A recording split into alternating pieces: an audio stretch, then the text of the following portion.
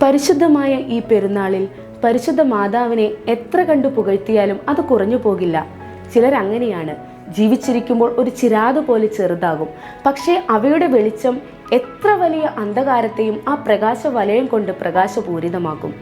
വിശുദ്ധ വേദപുസ്തക താളുകളിലൂടെ അമ്മ മറിയത്തെ പരിശോധിക്കുമ്പോൾ മച്ചിയായവൾക്ക് ഇത് 6-ാം മാസം.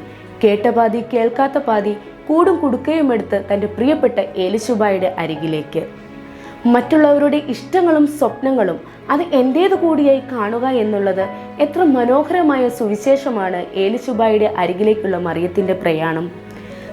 മോശയുടെ കൽപ്പലകകളിൽ ദൈവം കൊത്തിവെച്ച പ്രഥമ കൽപ്പനയും ഈ യാത്രയിലൂടെ അമ്മ മറിയം പൂർത്തിയാക്കുന്നുണ്ട്. നിന്നെ പോലെ തന്നെ നിന്റെ അയൽക്കാരനെയും സ്നേഹിക്കുക എന്നുള്ളത്. തഴപ്പ് വിരിച്ച് നമ്മുടെ പൂർവികർ നമുക്ക് പാടിത്തന്നൊരു പാട്ടുണ്ട്, ക്രിസ്തീയ ജീവിതം സൗഭാഗ്യ ജീവിതം. മറിയത്തിൻ്റെ മനോഹരമായ പാട്ടിലും ഏലിശുബ പാടിപ്പറയുന്നുണ്ട്, ഇതുമുതൽ എല്ലാ തലമുറയും നിന്നെ സൗഭാഗ്യവതി എന്ന് വിളിക്കും. ക്രിസ്തീയ ജീവിതം കൊണ്ട് അമ്മ മറിയം നേടിയ അഭൗമികമായ സൗന്ദര്യം നമുക്കും സാധ്യമാകട്ടെ.